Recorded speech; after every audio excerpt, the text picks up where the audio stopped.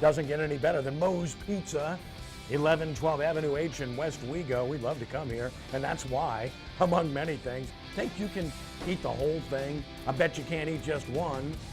I've heard that somewhere before, but it really does apply at Moe's Pizza. Yeah, they got it. They got it all right. That's our guys, and guess what? They did a good job. I did the same thing. I'm not gonna lie to you. Torrance can tell you the truth. In fact, I had some red gravy on my lip, and he told me to get it off, which I did. So now true confessions are done, and we're ready for sportsNOLAtv.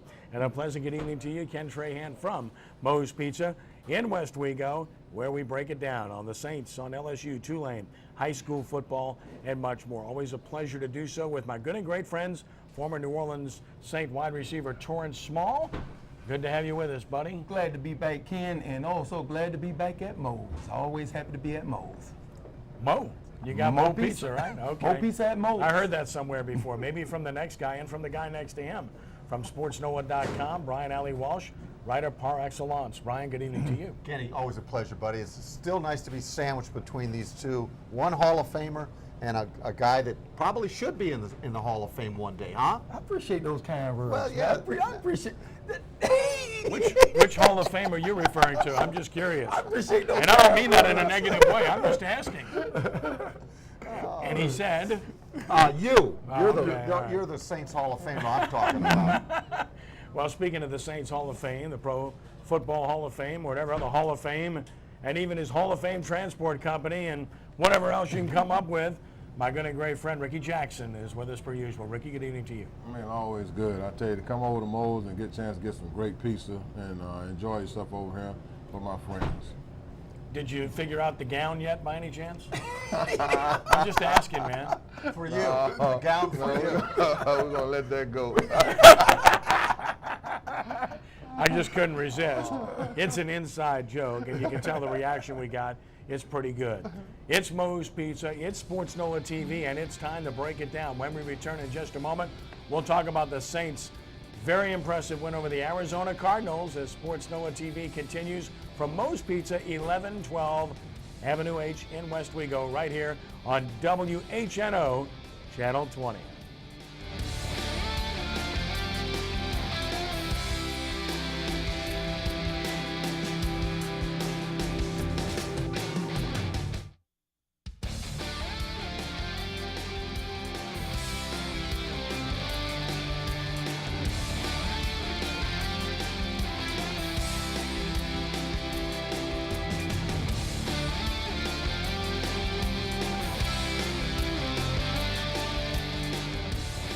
And that number, by the way, of 38 points is the fourth lowest allowed in the league right now. So tells you about the way Rob Ryan's defense is playing. And when you consider the fact that some of the points scored by the opposition came off of Saints turnovers, it's even more impressive.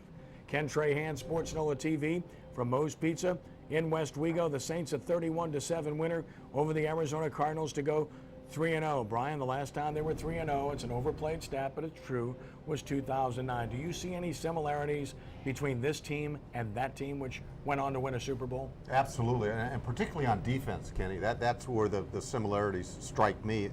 And yesterday, by that I mean they're making turnovers. They're doing a great job in the red zone, and they're showing up a little bit bend and break type of defense.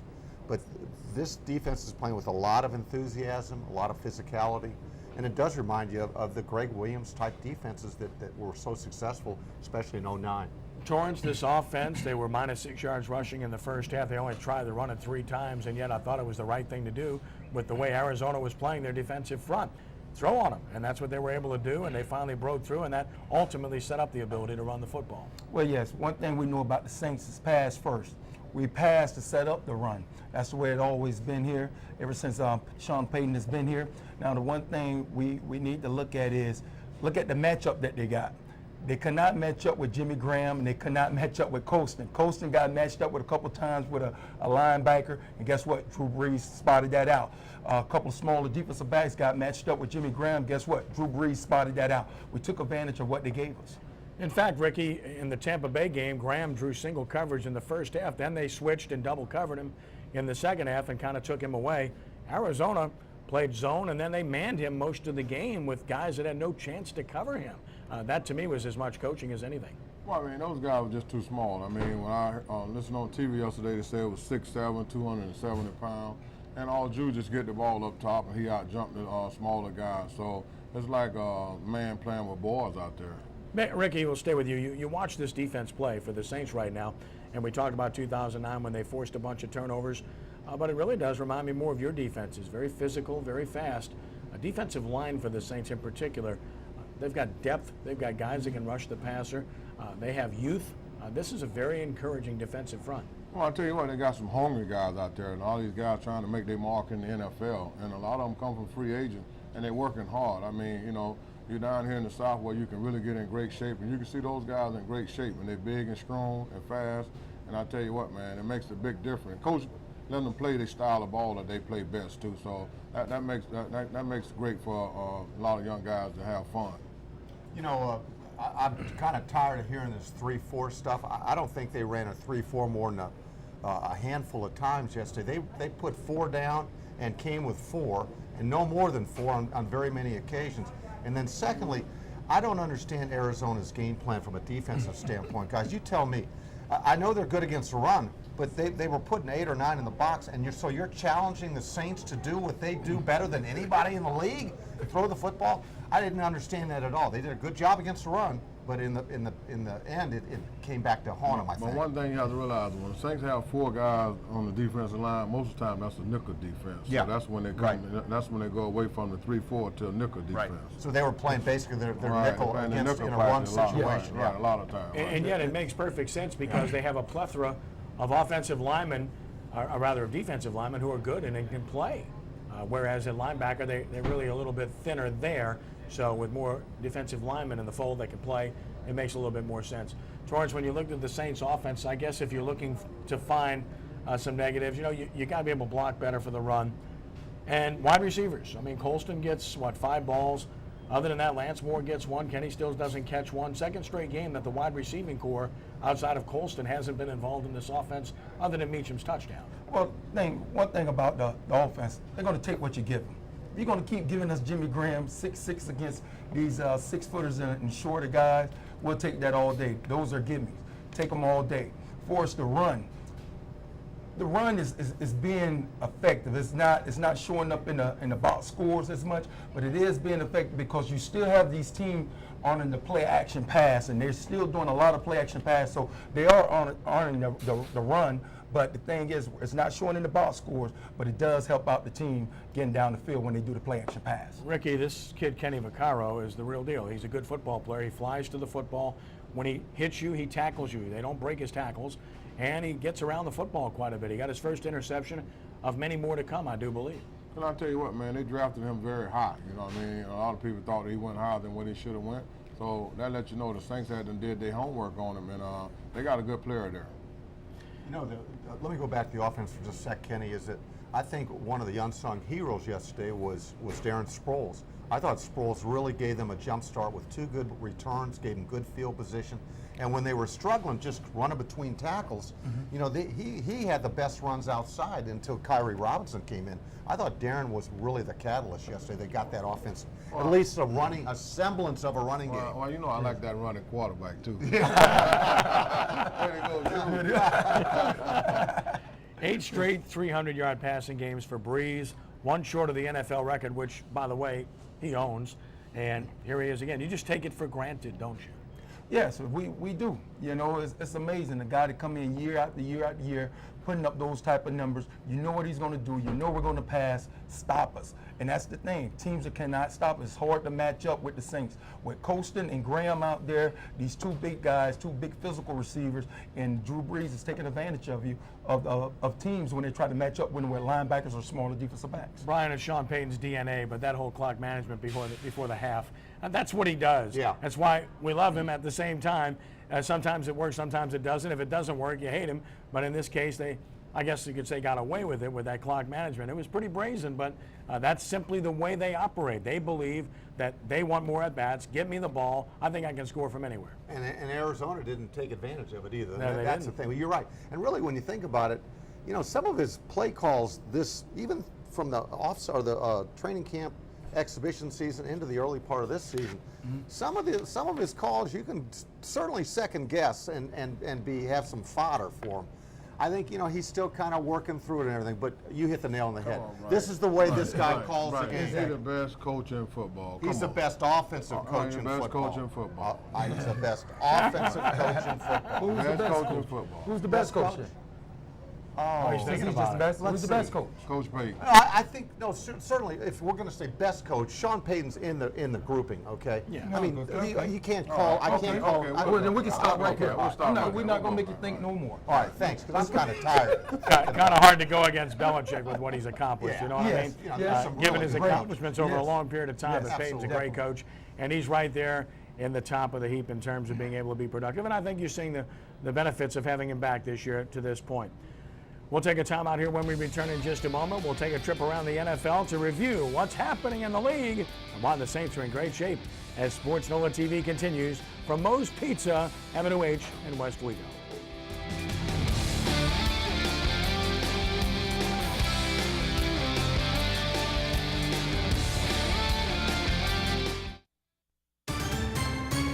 Our sportsNOLA.com trivia question of the evening. Don't tell me Small's in it again.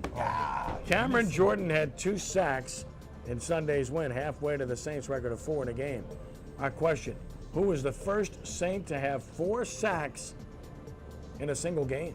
The first Saint with 4 sacks in a single game. Was it Pat Swilling, Leroy Glover, Jim Wilkes, or Ricky Jackson? All 4 Saints Hall of Famers. Glover will be inducted this year. Some pretty good choices. It's a good question, and we'll have the answer for you a little bit later on. Should we just ask 57 what the answer is? I don't know. He's not telling. He's not telling. That's not for me to talk. See that? Going to keep the audience guessing. I love it. Sports NOLA TV continues for Moe's Pizza in West Wego, and we take a look around the NFL. It was an interesting weekend of results, and when you look at some of these results, you have to be happy if you're a Saints fans because you got a lot of AFC teams beating NFC teams like Kansas City remaining unbeaten, winning at Philadelphia. Andy Reid gets his revenge. Baltimore with a smackdown of Houston. Very impressive Ravens performance. Speaking of impressive, Carolina's defense very good. They blasted the Giants. Cam Newton was good.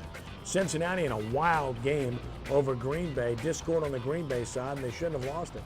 Dallas impressive all over St. Louis. How about Cleveland? Everybody gave up on them. Fans were hostile, and they went out and beat Minnesota with a quarterback you've never heard of and without a running back that they traded. New England took care of Tampa Bay. How long before Josh Freeman is gone? How long before Greg Schiano's gone? Tennessee over San Diego by 3. Titans looking solid early on. Detroit, good road win at Washington. The Redskins are winless. How about the Dolphins coming into New Orleans 3-0 off of a 27-23 win over the Falcons? The Jets overcoming a couple of picks from Geno Smith, who then also played well and beat Buffalo 27-20. Seattle and Jacksonville, what else would you have expected? And the most impressive in my mind win of the weekend, Indianapolis going to San Francisco and taking apart the vaunted 49ers by 20. Chicago, they're unbeaten. They won at Pittsburgh. And then the Monday night affair, it will be Pryor running for his life against Denver. So stay tuned for that. So as you check out those results and see what happened, I'll start with Brian Alley Walsh about what impressed you the most. Well, Ken, you touched on the one game that definitely caught my attention, the San Francisco and Indianapolis game out on the West Coast. But I'm gonna go to the battle of winless teams in the New York Giants and Carolina Panthers. It was a must-win for both teams, and for Carolina to put a 38-0 thumping on a Tom Coughlin team that needed a win as bad as any team in the National Football League. It's got to be one of his embarrassing moments as a coach. They sacked Eli Manning 7 times, gentlemen, and I saw they had a double-digit hits on Eli Manning. I mean, they dominated. A thorough butt whipping. And I listened to Tom Coughlin's press conference today, and they got problems. Yeah, their offensive line is really poor, Torrance. Yes. Giants have some serious problems. But the surprising thing to me, not just the Giants, the NFC conference, period. The NFC conference we thought was going to be a tough conference. We couldn't really tell who was going to win the Super Bowl out of this conference. We said San Francisco, some said Green Bay. And you look at these teams are going down. The Philadelphia Eagles, the Redskins, all these big names that we were talking about. These teams that have one win or no wins at all, and I think it's the NFC. Ricky? I'll tell you what, I'm very impressed with Seattle as a team whole. I mean, they got great defense, they got great offense, and, you know, Coach Pete Carroll just put together a little baby dynasty over there, so that's a team that, you know, the NFL is going to have to really reckon with. Are they the team to beat the NFC? Ricky? I see them, you know, they can easily go to the Super Bowl, but I mean, you know, but one thing about they're going to beat them when the Saints come down to it. A lot of people are starting to say that about the NFC, Seattle and the Saints. That's pretty interesting, where most people had the Saints before the season started. Certainly Indianapolis made the statement of the weekend in my mind, but the other game that I would point to is Kansas City. They're 3-0 now. Andy Reid's a class act. He's a really good man, and he's still loved by many people in Philadelphia, including some of his former players. And to beat the Eagles on their home field to go 3-0, that was pretty special. Very good accomplishment. No doubt that was one that got my attention. Let's take a look at the NFC South standings now after 3 weeks of play. And this is remarkable, guys. As you look at just 3 weeks in, who would have thought that the Saints would be 2 games clear of anybody in the division and 3 games clear of one team? What's significant, Brian, about that is that the Saints not only are 2 games clear, but that they have 2 division wins and they have 3 wins in the NFC. And I'll tell you what, Kenny, I wouldn't be surprised if it's a 3-game lead after Monday night's game. I like the Saints against Miami, and I think that the Patriots are going to come in and beat Atlanta on Sunday night. So you're talking about 3 games, woulda, coulda, shoulda, right? 3-game lead with only 4 weeks into the season. In fact, if you look at that division, Torrance, right now, Carolina might be a team you have to be concerned with because their defense has played great. They could have easily beaten Seattle. They held Seattle at 12 points and lost a game, and then they lost another heartbreaker the following week. They could easily be 3-0. Yes, Carolina, they good team. That's a good team, and they have great defense. Any team that has great defense has an opportunity to win ball games. But the thing that I think as Saints fans we need to look at, and I'm pretty sure that's what Sean Payton is telling the team, is only the first quarter. That's it. It's only the first quarter. We come out, we win this next game. We'll be 4-0 in the first quarter. We have a good start because it's still a long season. We're focused on 1 game at a time. Ricky, if you get to 4-0, you play 500 the rest of the way. You're 10-6, and that's why this is such a big game at home as a favorite to get to 4-0 before you hit that tough stretch at Chicago, at New England, and so forth. And I'll tell you what, I gave the Saints before the season 10-6, hoping that they would go 11-5. But I mean, now, I might even stretch it another game or 2 from the way, you know, the defense looks. So Saints in a good position right now. Brian? Well, you know what? That's natural for him to kind of vacillate on his picks. Why don't you just stay at 10-6 instead of this 11-5 and stuff? Are you at 10-6 or 11-5? Well, I mean, I got to go up to 11-5, Brian, as they improve. You know, he brought up, Torrance brought up a good coach, Andy Reid. Kenny, he's a good coach at Kansas City. He is. A good football coach and a good man. Yes, he is. And he's been through a Absolutely. lot, and Yeah. he left Philadelphia in class fashion, and he handled himself with dignity. And I think the truest test of what kind of coach and what kind of person a guy is what his former players say and think about him. And to listen to his former players treat him with reverence and speak of him with reverence prior to the game spoke volumes about it. Pretty interesting after the game where Indianapolis beat San Francisco. They talked to Andrew Luck and, hey, what did it feel like to beat your former coach? I don't want to talk about that. I want to focus on this. He completely bounced off of it, never even said anything about it. You think maybe he's not too fond of Harbaugh? Who knows? We'll see. When we return in just a moment, a guy that Saints fans aren't too fond of, his future with the Saints, our hot seat segment, when sportsNOLAtv continues.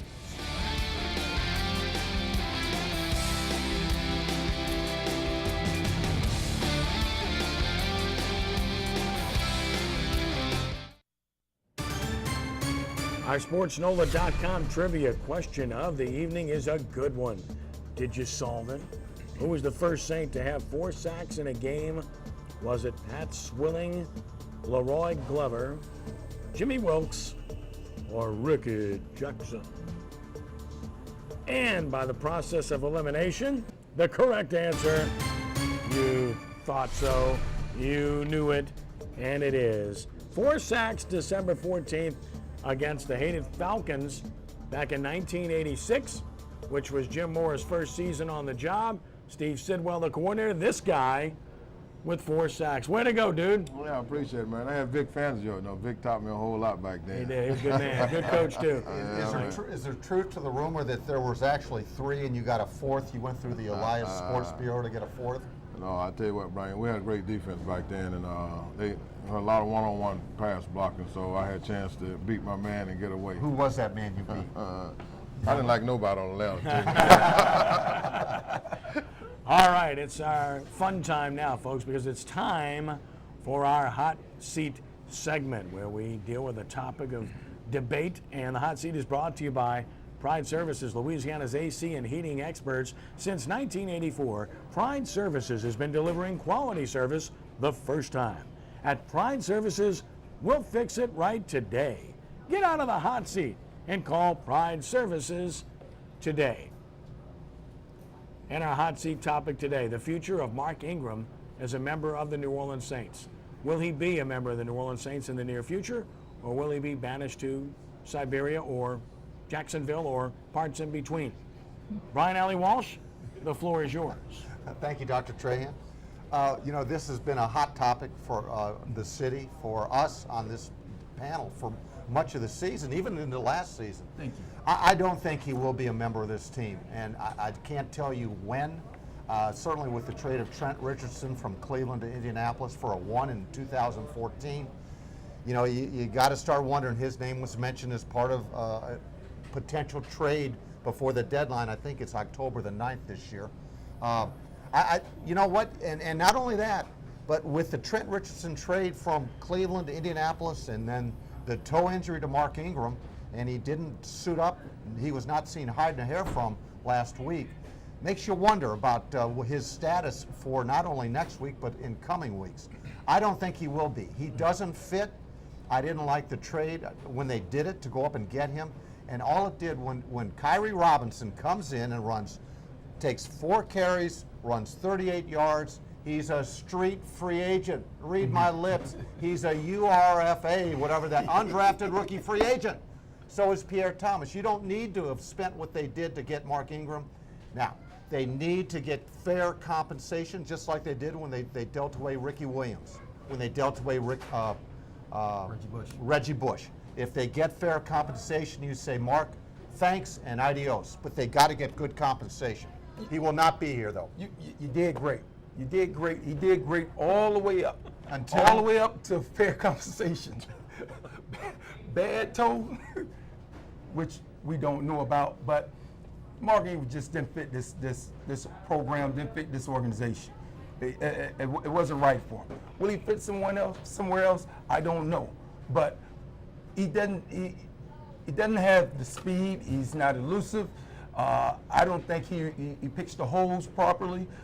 He reads blocks properly. He reminds me sort of a Von Dunbar back in the days when I played. Von Dunbar, kind of a up high, straight up runner. Thought he could just bully everybody, but not in the NFL. You're not going to bully guys in the NFL. You have to drop your shoulders. You have to be able to read blocks, and you have to have a little speed or a little elusiveness to you, which he did not have. But I don't think we're going to get what we gave up for him. We moved up in the draft to get him. We just have to count this as a loss. If we can get rid of him and get somebody, perhaps some help on defense at linebacker. I think we're hurting a little bit at linebacker. If we can give him up or at least get some picks for him, it's worth it. Right now, we do have Robinson, as you said, somebody come in. He's like a Chris Ivory, but this guy's a lot faster and a little more elusive than Chris Ivory. I think Robinson will be great for us. I wish Ingram well, but I do not expect him to be here at the end of the year. Well, I mean, it's something that, Coach got to decide, if he want to get rid of him, what they want to do with him. So you can see this week they kind of put him on the back burner. They really don't have to do anything with him. They can let him get healthy and let him go the rest of the season doing like they're doing, then try to get rid of him on the off season. So, it was a catch-22 with Mark. He tried, he ran hard. The system just don't fit him. So now what you do from there?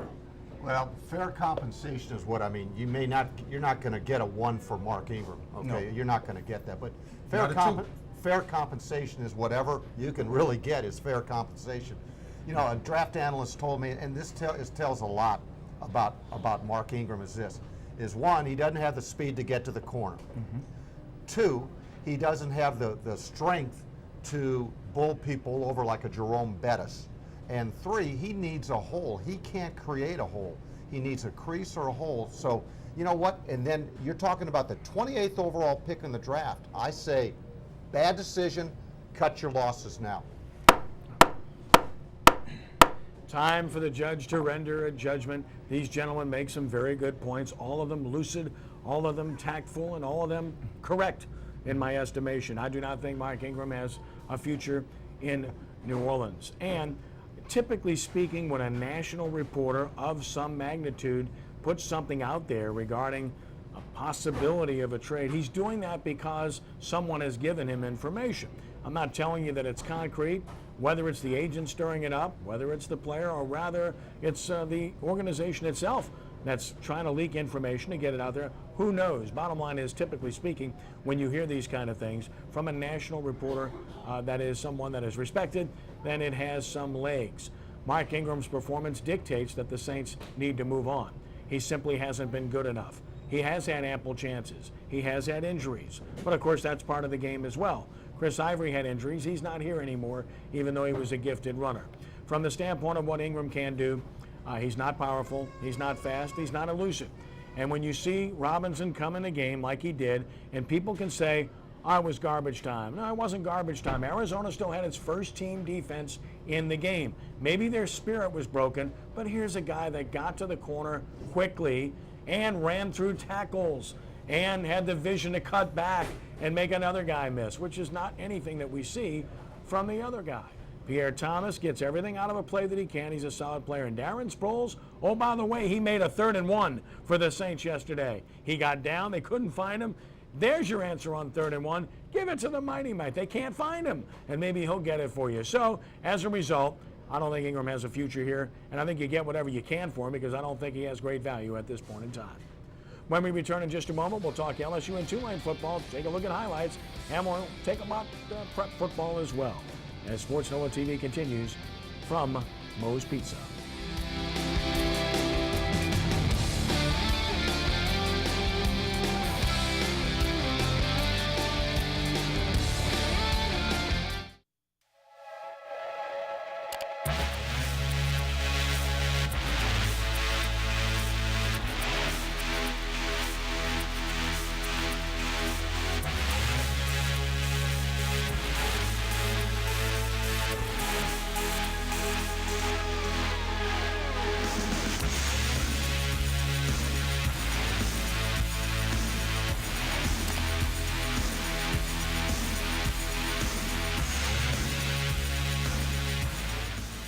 The LSU Tigers remain 6th in the nation following their SEC opening 35-21 win on a rainy night in Baton Rouge at Tiger Stadium this past Saturday evening. LSU started off very quickly, defense forcing a turnover, and the Tigers would pounce on this immediately. Look at the gaping hole for this future NFL star, Jeremy Hill. I'll take him right now over Mark Ingram. No question about that.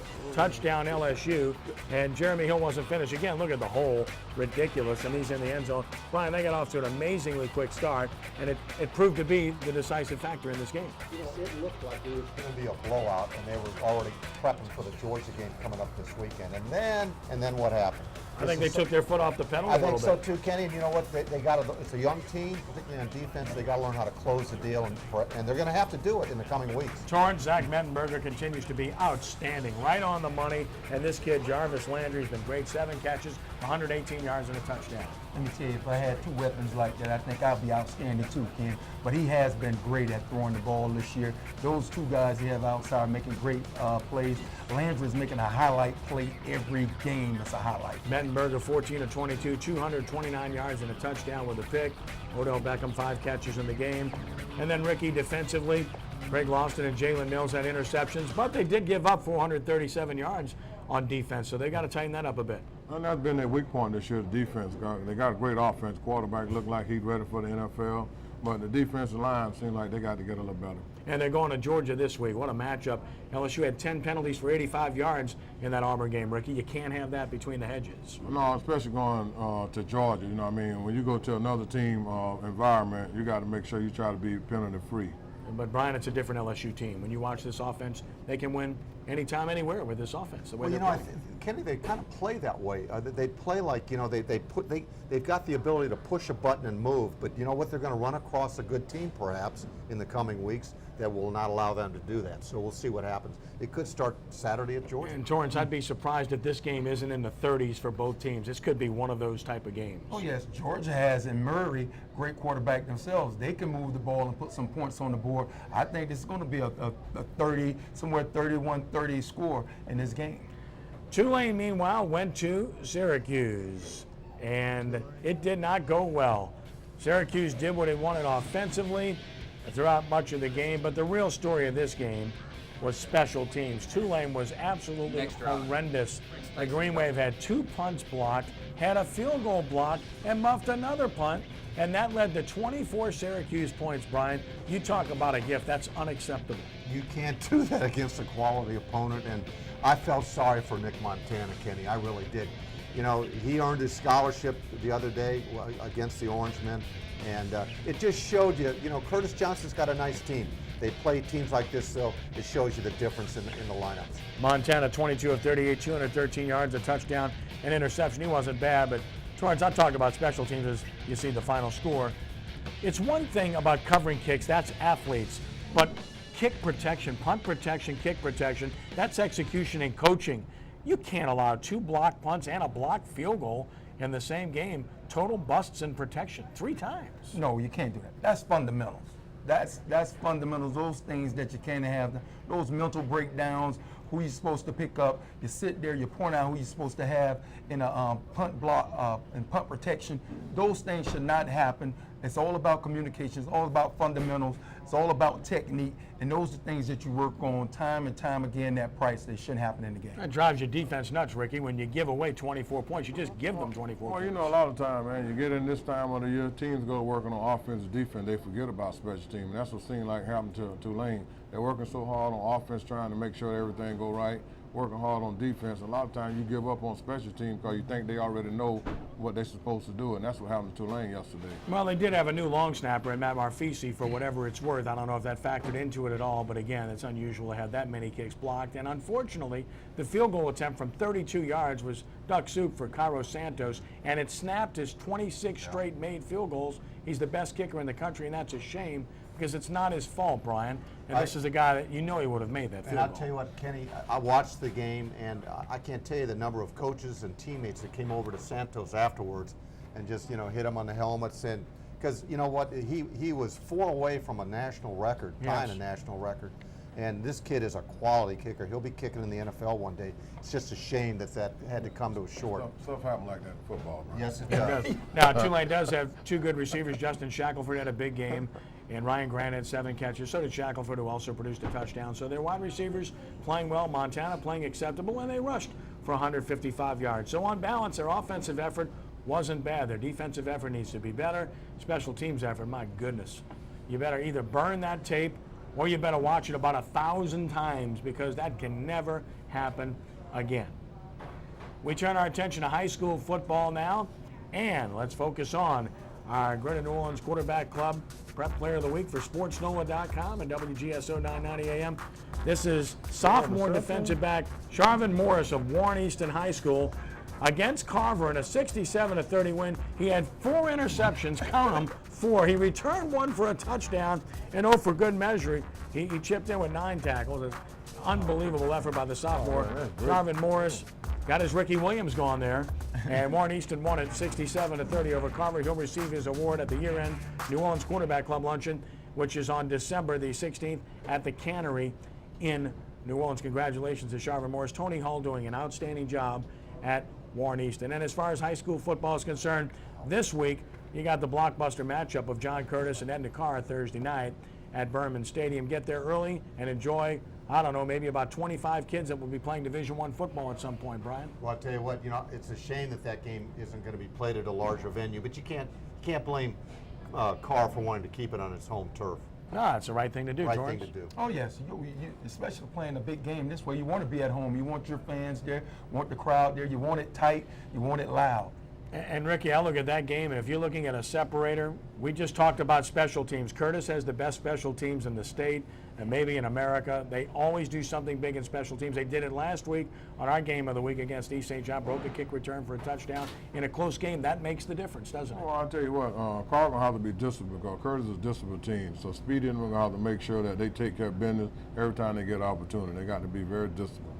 It'll be a really good game, one to watch, and obviously we're looking forward to it. So stay tuned for that. And of course, we talked about Curtis and East St. John. That was part of our first NBC Prep Showcase, and our first NBC Prep Showcase continues this weekend as well. Brought to you by First NBC Bank, as we will have the De La Salle Cavaliers and the Thomas Jefferson Jaguars. You can watch it Saturday at noon from Haas Memphis Stadium, right here on the West Bank, not too far from Moe's Pizza in West Wego.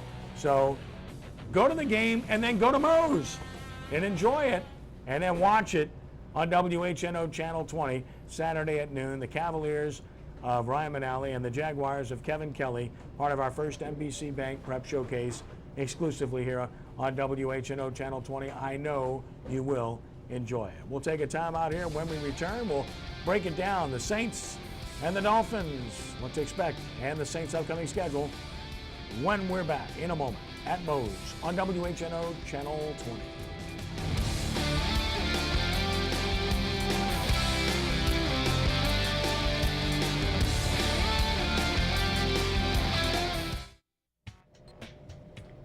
Moe's Pizza, 1112 Avenue H in West Wego.